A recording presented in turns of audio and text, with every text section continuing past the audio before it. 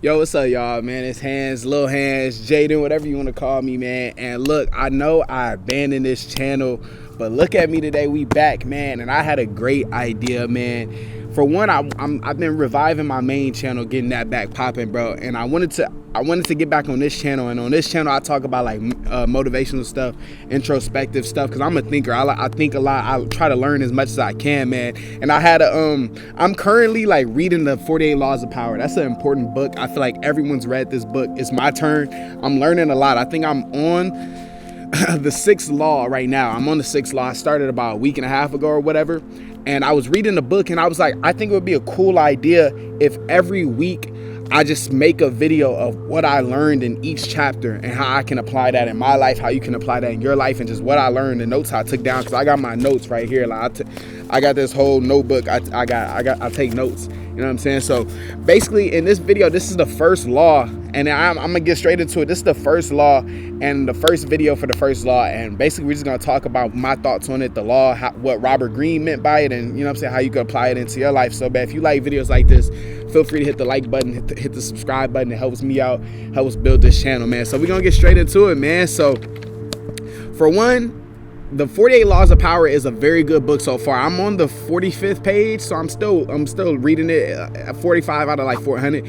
I'm still reading it, but I'm loving it so far. It's a lot of things that can get you power, and I don't look at power as in having power over people, because of course that's important, but it's more so like just mastering your perception and mastering your reputation and stuff like that. And it's a lot of stuff I'm learning so far. So the first law, as you saw in the title and as you saw in the thumbnail, the first law is never outshine the master. So basically what my interpretation of what Robert Greene means off of that is, for one, everyone has someone that's above them, right? And everyone has mentors, everyone has a boss, everyone has all these different things, right?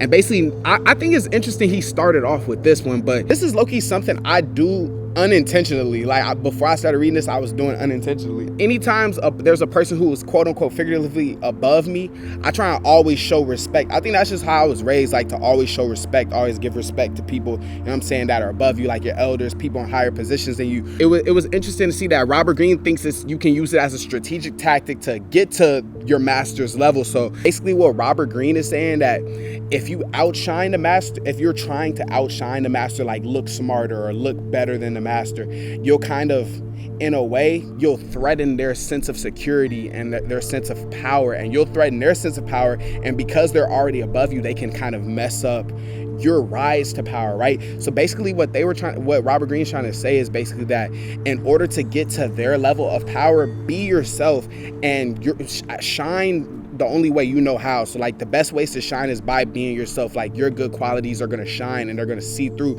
and then that eventually you'll overtake the master. But basically, like, just some notes I hope that makes sense. Like, well, it kind of makes sense in my head, so I'm trying to get it out to you. But basically some notes I took is it says make your masters appear higher than they are and you will obtain their power. So like for example, let's say you got a boss at work.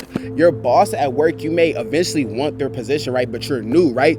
So you may get into your job and you want to learn as much as you can from your boss, from your manager, whatever it may be, and you're learning as much as you can, and in a way you're kind of like kind of buttering them up a little bit, like to where you want to make them feel stronger, feel more successful, feel more powerful than they are. And it's kind of manipulating. That's what this whole book is. It's kind of manipulating, but in different ways. I feel like this could be good traits to having your character, like being able to make people feel good about themselves and feel successful and feel powerful and feel like their opinion, who they are, matters to you, even if it does or if it doesn't. I feel like that's a good skill to have. Like that's something I always try to do. I always try and make people's days by making them feel like they're cool, or making them feel like they're smart or they're wise, or that they're giving me good advice. You know what I'm saying? Because and a lot of times they may not be giving me good advice, but it's just a good people skill to be able to make people feel good about themselves. You know what I'm saying? So it says make your masters appear higher than they are and you obtain their power. Like eventually, if you build a good relationship with your master in this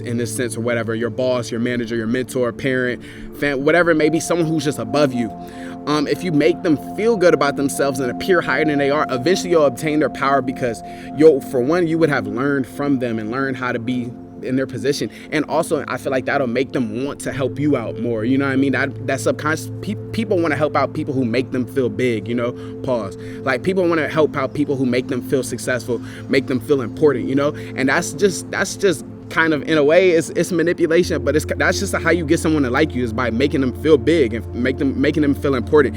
And yeah, no, I just feel like if you make someone feel important, they're gonna want to look out for you. And when you're shining and when you're doing these things and you're at a point where you need to depend on people, they'll want to bring you up with them. You know what I'm saying? So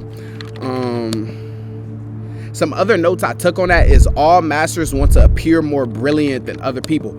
Everyone wants to feel smart. Everyone wants to feel important. Everyone wants to feel like they matter. So making someone feel like that, well, for one, they'll start to like you more, because they're like, every time I'm around Jada, he makes me feel important. He makes me feel smart. He makes me feel like the work I do isn't going unnoticed. You know what I'm saying? And that'll make them want to I don't know if that makes sense. Does that make sense? This isn't my favorite law so far, but I hope that makes sense though. What I'm saying though is that, like, it's kind of in a way buttering people up to kind of use them when you need them, but I don't look at it like that though. I look at just showing people respect and like paying respect and making people feel important. Eventually when you may need them, they'll be there for you. You know, that's how I take it. You know what I mean? I thought it was important in here, a note I took down. It says, can I spend life worrying about the petty feelings of others? I just thought that was important. That doesn't really have it has to do with the law, but can I spend life worrying about petty feelings of others? I think that's a great, you know what I'm saying? That's something that happens a lot in my life. Like, a lot of times I worry about what other people feel, or I worry about what other people think about me, if other people are judging me or whatever it may be. But it says in the first law, it says, you cannot spend life worrying about the petty feelings of others. Because you know what's crazy, bro, is that I feel like, especially with social media too, we worry so much about our perception for people. And it's important to worry about your perception, which we're going to learn later in the book. But bro, we worry so much about how we're perceived by people and how we look in other people's eyes, but in reality, it don't matter. Like, I'm sure y'all have heard the saying that never take advice from someone you don't want to be like. But a lot of times, bro, we'll dress a certain way, or we'll act a certain way, or we'll do a certain thing just to fit in with a group of people that we don't want to be like in real life. You know what I'm saying? So I wrote that down because that resonated with me. That's something I've tried to not do, is just spend life worrying about what you think. Because, like, of course, what you think matters, but it's like, man, in my life, I can't worry about, like, oh my gosh, I'm not gonna do this just because this person behind this camera may not like it, or whatever it may be. So I wrote that down. That was a note I wrote down. And then the last note I wrote down is, you can outshine a master by being yourself.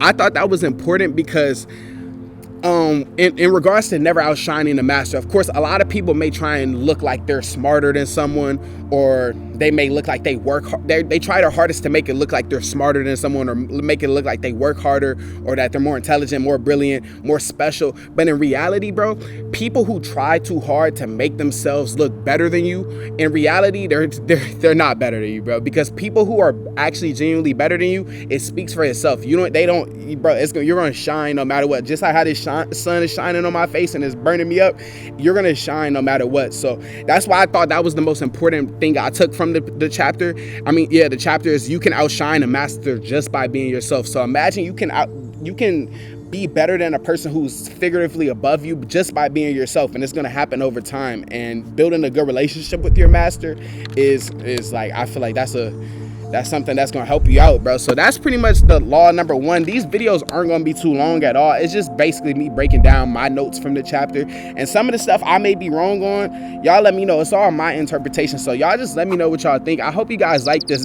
videos. These will get posted every Sunday until we finish all 48. So that's 48 weeks of learning, man. So hope y'all locked in, man. I love y'all, man. Lil Hands the World's Flyest YouTuber all time. We signing out. I'm gonna see y'all, man.